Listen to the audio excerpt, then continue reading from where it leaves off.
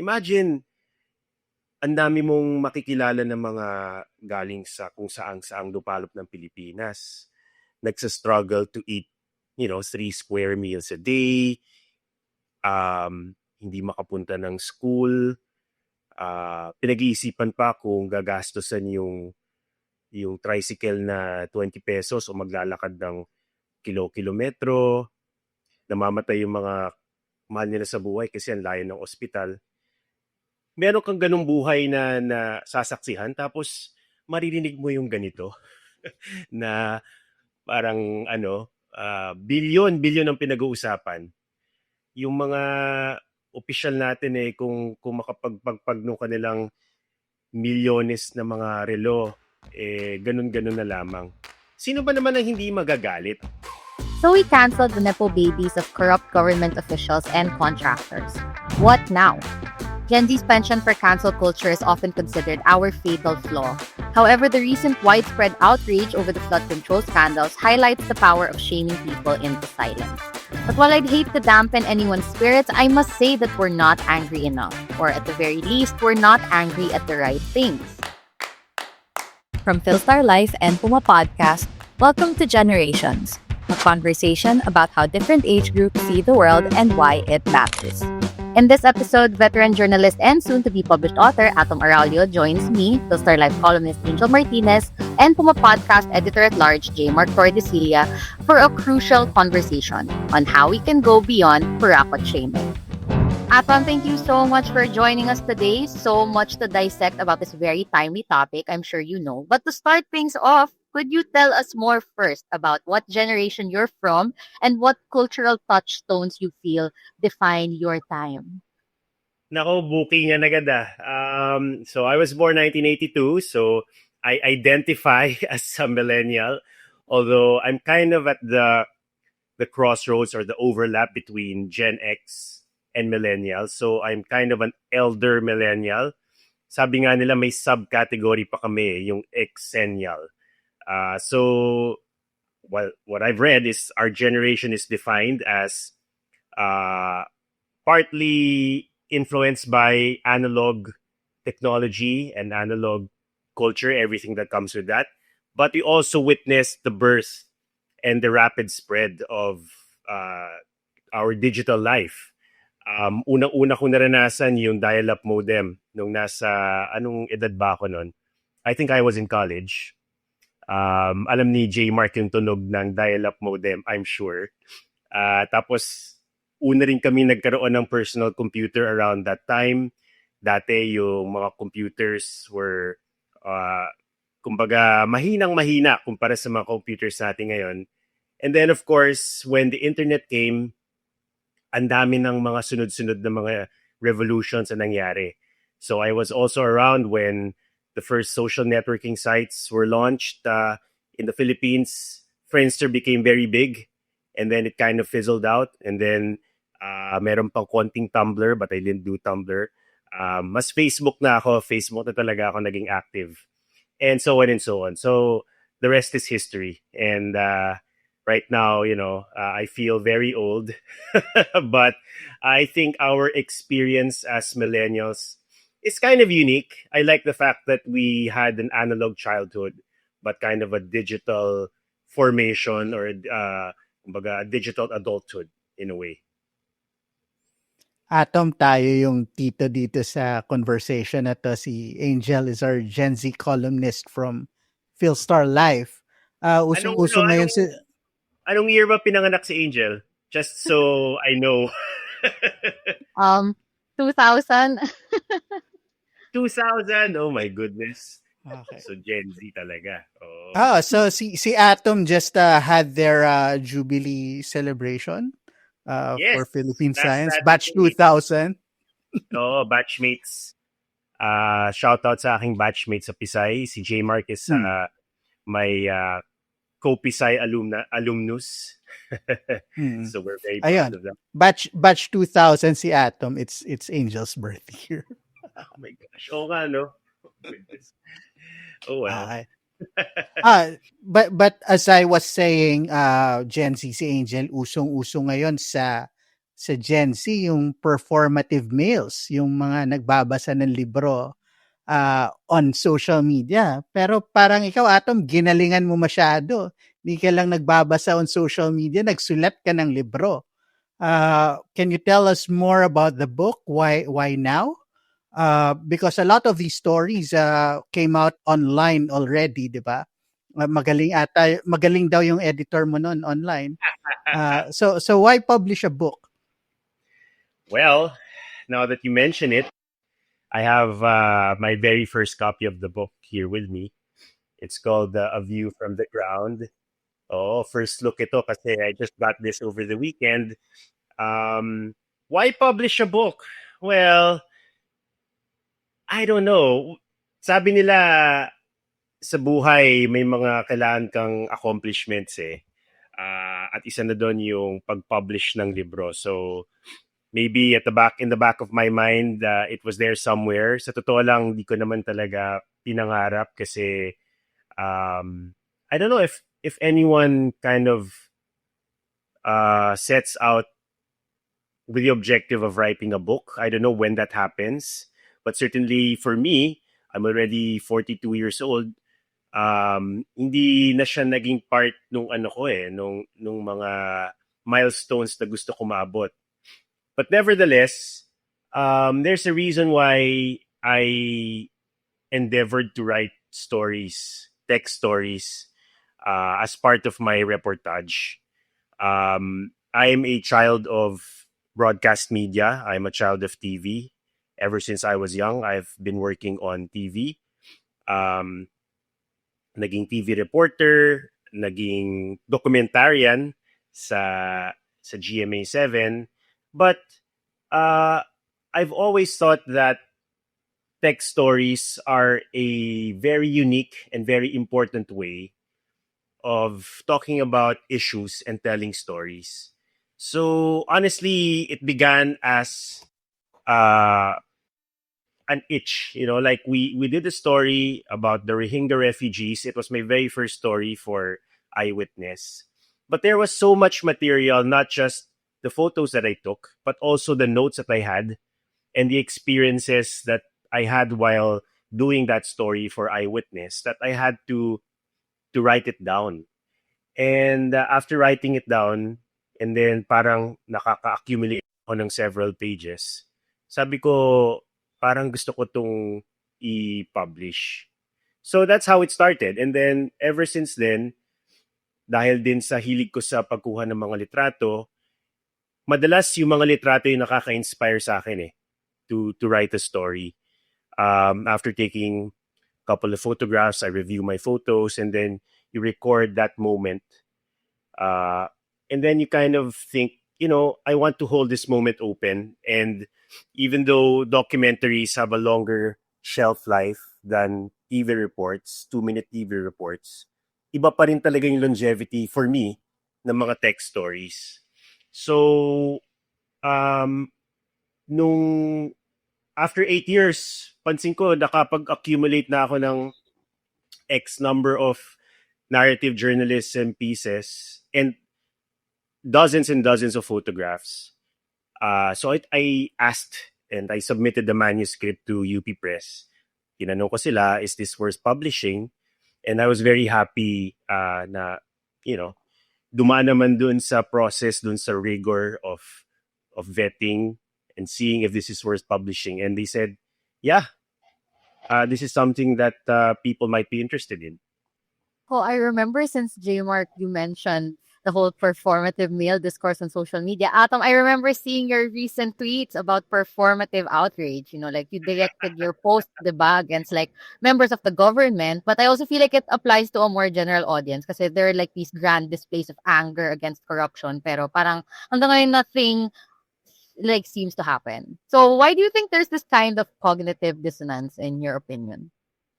Well, clearly, I've been around for a while.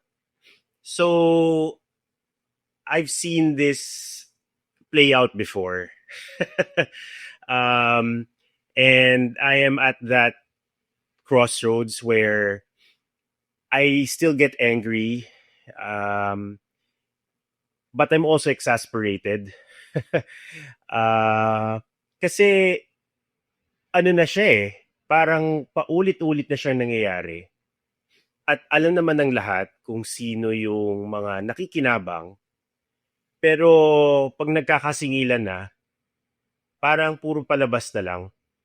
So, when you say the cognitive dissonance, actually, it's a product of the structural corruption it's designed that way, where garapalan talaga. At dahil sa walang napaparusahan, sometimes yung displays of corruption are so overt and in your face because they know that they will get away with it. So, in a way, yung galit, kahit nga yung galit, parang kaya na nilang ano yun ipagwalang bahala. Tapos, hintay lang nila na lumamig yung sitwasyon, tapos tuloy yung ligaya. Kaya rin naman ako naniniwala na importanteng marehistro yung disgust ng mga mamamayan. Dahil walang mangyayari kung hahayaan lang natin sila na mag-imbestiga sa sarili nila. Dahil ang totoo niyan, nagkakaroon lang naman ng totoong hustisya kapag na kailangan nilang managot sa mga tao. So, I mean, that was the spirit behind all of these mga tweets or posts. I feel like, I just represent the common sentiment among people who are fed up with all of this and who are wondering if this time around meron na mangyayari. Beyond a common person, no, Atom, I don't think anyone listening thinks of you as a common person. But balik tayo sa libro mo. I've read a lot of these. I've helped edit some of these for online publishing, di ba? Yes. And it's sort of the other end of what we're seeing now dun sa mga nangyayari sa Kongreso at saka sa Senado, di ba? Dun nangyayari yung kalokohan pero yung epekto andito sa mga marginalized communities na kino-cover mo dito sa libro na to. How much of that outrage is informed by that experience that you document in these books? Like I remember you covered the hunger pandemic and you covered yung farthest places in the Philippines na ni signal ng cellphone wala. So how much of that outrage is informed by those experiences as a reporter doing long form narrative? It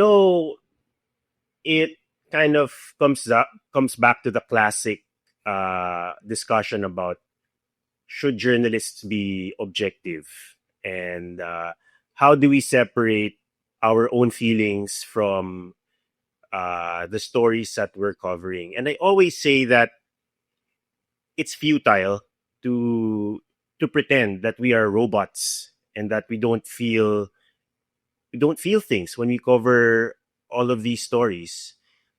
Some of those feelings are disgust, sadness, and a lot of times it's also anger. At yung galit na yon, tingin ko, kailangan mo ring i-embrace yun Kasi marami sa mga bagay na nangyayari sa Pilipinas, talaga naman nakakagalit Sabi ko nga, righteous anger yun Imagine, ang dami mong makikilala ng mga galing sa kung saang dupalop ng Pilipinas. Nagsa-struggle to eat, 3 square meals a day. Hindi makapunta ng school. Pinag-iisipan pa kung gagastosan yung tricycle na 20 pesos o maglalakad ng kilometro. Namamatay yung mga mahal nila sa buhay kasi ang layo ng ospital. Meron kang ganung buhay na sasaksihan tapos maririnig mo yung ganito na parang bilyon ang pinag-uusapan. Yung mga opisyal natin kung makapagpagpag nung kanilang milyones na mga relo ganun-ganun na lamang. Sino ba naman ang hindi magagalit? At yung galit na yon ano yun, tama lang yun para sa akin. Of course, ibang usapin kung anong gagawin mo dun sa galit na yun. I think it's always important for people to be a master of their emotions, not to deny it, embrace it, but also control it so that your actions are productive in a way, and also so you don't lose control over yourself, which is a problem in and of itself. Um, you can channel that anger into many things. You can be part of an organization, or you can write a book, you know. So, um, maraming iba-ibang paraan para gamitin 'yon, na imbis na naiinis ka na lang, imbis na yung galit mo nagto-turn into despair and then you become jaded yourself. You kind of use it to your own advantage. So yeah, I mean, that's a very unique way of looking at the process of making this book, and that's nakakatuwa na naisip mo pa yon. But definitely you have to feel things kasi at the end of the day, especially in narrative journalism, it's important for the audience to also feel those emotions. Hindi lang naman siya straight up reportage. And the first conduit of those emotions is the reporter, the writer. Oh, as I mentioned in my intro and in the column, parang Gen Z's go-to way of showing their outrage, their anger is cancel culture, whether it's towards those who have wronged us personally or those who have committed parang greater crimes against society. And I know, I think I just wanted to get the perspective of two exennials, two of my elders. Would you say that it's effective? Like, is it something that you guys have participated in your own way back in the day? Ano, cancel culture, ganon? Shade Yeah. Yes. Alam mo, mahirap eh. Ako hindi masyado, pero ako naniniwala ako na kung gagawin mo man, kailangan nagpa-punch up ka eh. Parang sa comedy yan eh. Some people, you know, I mean, without naming names, kung nabuhay ka sa korupsyon, fino-flaunt mo pa yung kayamanan na yon, in the face of widespread hardship among Filipinos, then parang you should be ready for some cancel culture coming your way. I'm sorry to say, di ba? Kumbaga, that's the least inconvenience that they should feel. In fact, dapat nga nakakasuhan to mga to, nababawi yung nakaw. Ano ba naman yung makabasa sila ng mga mean tweets from people, 'di ba? At the same time, talking about cancel culture in general, it's kind of a touchy subject kasi you know, nawe-weaponize din siya, and some people really we pile on sa ibang mga tao na hindi naman proportional yung ganung klaseng response. Pero when it comes to corrupt officials in government, parang for me, deserve nila yon sa totoo lang. Kumbaga, expect na nila yon kung magnanakaw sila. A few mean words is the least of their worries, I think. Atom, we both came from UP. We've attended our fair share of rallies. You probably more than me. And the other narrative coming out today on social media and on online platforms is hanggang tweet lang daw yung mga bata ngayon, or hanggang Reddit lang yung Gen Z ngayon. What do you think of that? Is it still worth it na gawin yung parang nangyayari sa Indonesia na sa kalye talaga yung protesta? And the other side of that, of course, is the discourse about red tagging. Ikaw, na-red tag ka na. What do you think of that? Effective ba yung pangbubuli online o pagka-cancel online? Or you think there needs to be more action in the physical world, o IRL nga, sabi nila?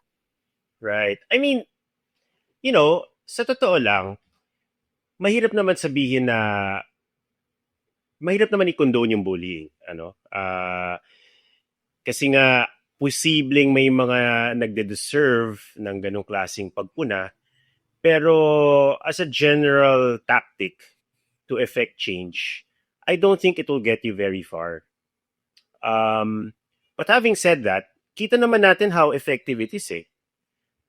People talk about it, and it's an easy way of expressing your emotions. And I think to an extent, magdadalawang isip din yung mga nagpo-flaunt ng kanilang nakaw na yaman dahil dun sa nagbabantay yung mga mamamayan. Pero hindi naman kailangan pumili between the two. There are many ways of expressing yourself online. Do I personally feel that we should go beyond that? Certainly. Kasi magiging student lang tayo ng history eh. Wala namang meaningful changes na mangyayari kung puro ingay lang online ang ating madadatnan. Pero yung ingay online, parang ano rin yan eh, nag-feed din yan nung yung kagustuhan ng mga tao na kumilos eh. So meron siyang, mahalaga siya. And you know, meron ding feedback mechanism yan. Hindi ko alam kung anong extent gustong dalhin ng mga tao yung ganong klaseng galit. Yung mga protesta, mga dati may nagkaroon ng Million People March, di ba? Against corruption. You know, so definitely it's part of our democratic rights to demonstrate and to seek accountability. But it's hard to predict kung ano yung gagawin ng mga tao based on how strongly they feel about this issue. But you know, again, kailangan mong intindihin eh na hindi mo naman, yung may mga bagay na hindi ka na rin makokontrol eh. It's easy to say, you know, huminahon lang kayo kasi ayaw natin na magkagulo, baka merong mga masaktan. I think wala naman sa mga kababayan natin ang gustong mag-rally for the heck of it eh. Pero alam din natin na kung hindi natin gagawin, hindi tayo mag-exert ng ganong klaseng pressure, eh di business as usual lang din. Kasi after nila mag-imbestiga, sabi ko nga sila lang din naman yan. Sino ang mag-i-ensure na talagang merong mga mananagot? Kung hindi sila nakakaramdam ng pressure mula sa taong bayan, mas madaling i-hush-hush na lang yan eh. At hintayin na lumamig yung mga bagay. So, I mean, circling back to the question, I think both are important and we don't necessarily have to choose. And one kind of feeds off the other. As the resident Gen Z here, I feel like I've observed that it's hard for members of my generation to kind of sustain our anger kasi parang the ones who have like the privilege or the luxury of time, energy to protest, parang sobrang desensitized na nila to the point na they just scroll past photos of like the aftermath of a storm, for example, or parang news like about like devastating loss of livelihood. Parang nakasanayan na or parang a lot of us are quite removed from the situation. So as someone who immerses himself in other people's experiences for a living, you know, like how much of real life is not seen or portrayed in what we see on social media? Like maybe you can share any striking encounters you've had on the field, anything you've put in your book. Well, I want to react to what you said to begin with. Yung mahirap i-sustain yung anger. Totoo yan eh, di ba? Parang anger rises and fades and then we find a new thing to get angry about. We forget about the last one. That's why it's important to be organized. That's why there are actual people's organizations whose job it is not just to rouse up anger anytime there's a new corruption issue or a new controversy, but to sustain it by, number one, educating people about, you know, what is this animal? Bakit nangyayari to sa Pilipinas? Why does corruption persist? Why are people poor? Bakit yung mga magsasaka laging nagsa-struggle para kumain? Bakit ang dami nating natural resources pero hindi pa rin, ang laki-laki pa rin ng utang ng Pilipinas? And then beyond that, marami mga pwedeng gawin so that people understand that change will not happen overnight. Kasi tingin ko malaking bahagi ng pag-sustain ng isang movement, alam ng mga tao kung gaano kahirap at gaano kalaking effort para magkaroon ng mga fundamental changes. Kasi kapag hindi ka organisado, tas merong nangyaring corruption, gigil ka, tas nakita mo sa ending walang nangyari, nakakadismaya yun eh. So the next time na mangyayari siya, parang hihirit ka na lang ulit, magsisnipe ka na lang, you'll make a snarky remark on Twitter like I did. And then parang in your mind, wala naman ako magagawa eh. Bahala na sila dyan. Pero galit ako. Parang ganon.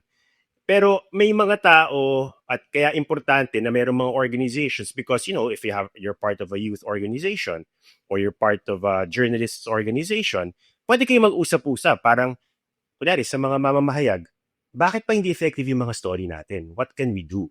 Or para sa mga kabataan, paano natin pwedeng ipaabot yung sentimiento ng mga estudyante?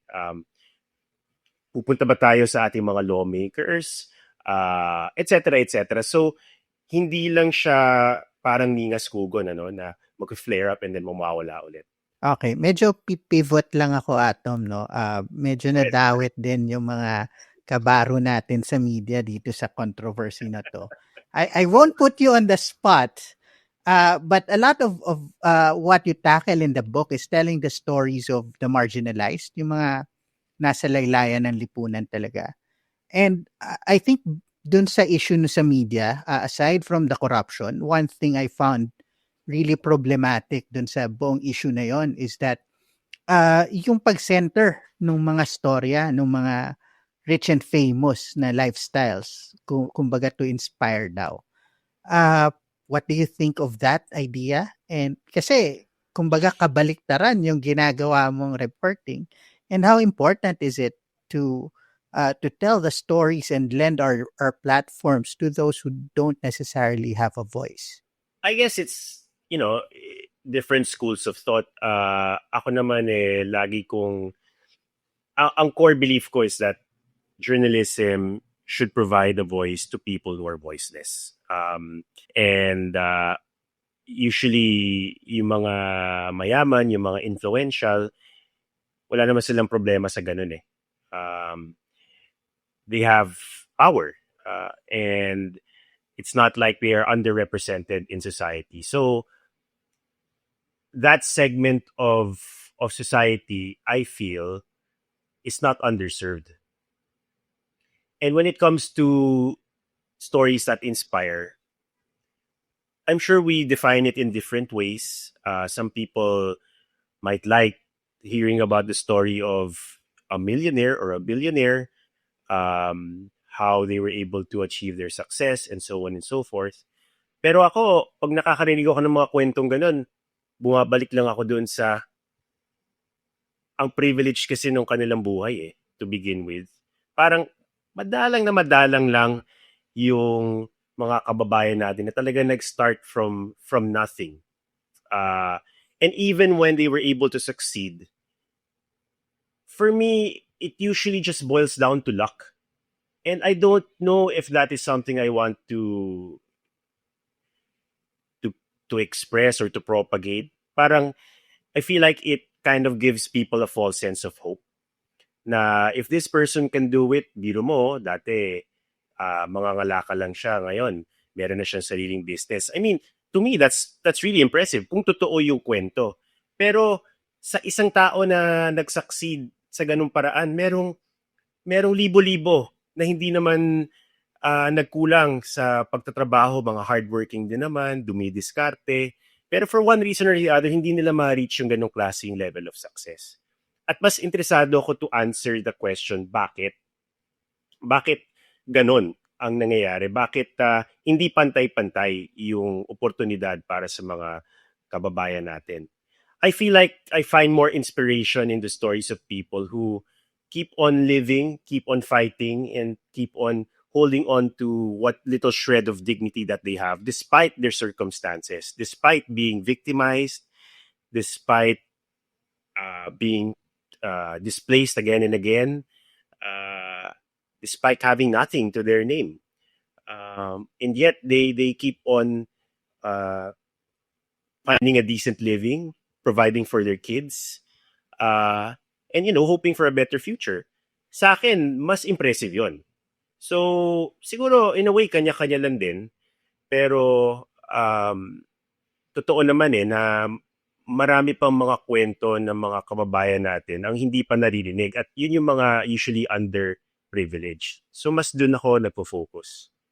Oh, I also wanted to pivot back and ask again your opinion from the perspective of a Gen Z. So I recently read like this WR Numero report kasi that said that many members of Gen Z are convinced na they don't have like the time, luxury, or energy to protest against unjust structures. Like it's not a given. So parang they're convinced na they can contribute to change in their own ways, like through hard work or success within their smaller circles. What are your thoughts on that? And like, how would you suggest that the youth can start small or like affect individual change so that they can work towards like the bigger societal changes that they want to see?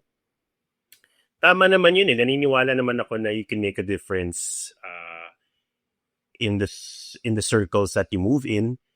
Using your talents and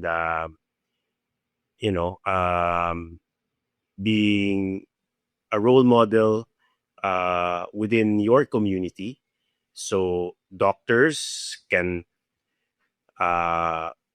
serve patients who are underprivileged. Lawyers can fight for the rights of farmers and workers. Businessmen can make sure that their wages are fair and they provide enough benefits to their workers so that they are able to employ more people, give them opportunities. Mga mamamahayag, journalists can make sure that their stories tackle the important issues in society and are not caught up in the glamour of the profession. Ang daming iba-ibang larangan at marami sa mga kababayan natin ang gustong mag-contribute at nagko-contribute talaga sila. So, hindi natin dapat i-invalidate yon. Hindi lang naman pagrarally ang nakakaambag sa lipunan. Pero may mga tao na pinipili yung ganong klaseng buhay. At para sa akin, bilib ako dun kasi lalo na nakikilala ko yung iba sa mga kababayan natin ganun. Magagaling sila. They can be successful, they can be rich, and they can have, positions of power if they wanted to. If you go back to the martial law years, some of the best, the brightest students, mga naging aktivista yung mga yan. Iba nga, nag-underground. Iba namatay. So, para sa akin, kahit na sa isang banda, tama na sabihin na gagawin ko yung aking makakaya within my sphere of influence, hindi yon necessarily exclusive doon sa pwede mong gawin kapag tumaas pa yung antas ng kamalayan mo politically. Posibleng ito yung makita mo na isang paraan na indispensable para magkaroon ng pagbabago. Hindi ka naman kailangan wag full-time na aktivista. Pero may mga baitang naman yan step by the step, di ba? Pwedeng mag-contribute ka ng konting oras, pwedeng mag-contribute ka ng konting resources. Mali mo, after a while, maisip mo na hindi, sasali ako sa rally. Edi, well and good. Kung tingin mo, kung umiinit pa yung sitwasyon, parang mga nangyari na rin nung before. EDSA People Power 1, EDSA People Power 2. Hindi naman mga singular events yan. Hindi naman yan parang may isang rally lang na nagpabagsak sa diktadura o nagpatalsik ng presidente. Matagal yun. Ang daming mga kilos protesta noon, yung first quarter storm. Nung yung EDSA People Power 2. Alala ko pa, students ata kami ni J-Mark nun Parang yan, may mga protests yan sa Menjola, kung saan-saan, hanggang sa lumaki siya. Nung nag-college naman ako, hindi naman ako pumasok ng college thinking magra-rally ako Pero nadala ko nung movement na yon at tumaas yung aking antas ng yung political consciousness ko. Sabi ko, ang mga estudyante, hindi lang pag-aaral ang role ng mga yan. At hindi lang pag-aaral ang responsibilidad namin. Kailangan kami makialam sa lipunan. So, I think that that kind of journey is very personal. So it depends kung ano yung palagay mong kaya mong iambag. But all of that is valid and all of that makes a difference for me. Atom, yung mga Gen Z ba may inspire sa libro mo? Balita ko may book event ka this weekend. Go ahead and plug your event. First book ni Atom Arroyo. Hoy, mga nakikinig dyan, yung mga Gen Z. Please come to our book launch. It's on September 14 at the SMX Convention Center. Sa second floor, mangyayari yung book launch at 2 p.m. So the book is A View from the Ground. Yeah, and this is it. I mean, when you come to the book launch, there will be, I think, a book signing. Tapos there will be a lot of discussions. I'm sure we will be able to talk about the contents of the book and other stories and other issues that you may want. I really hope that you can come. Doon muna ibebenta yung libro, pero after that, we'll let you know kung saan siya magiging available. It's so exciting. I personally will try to be there, and every cool girl will be there too.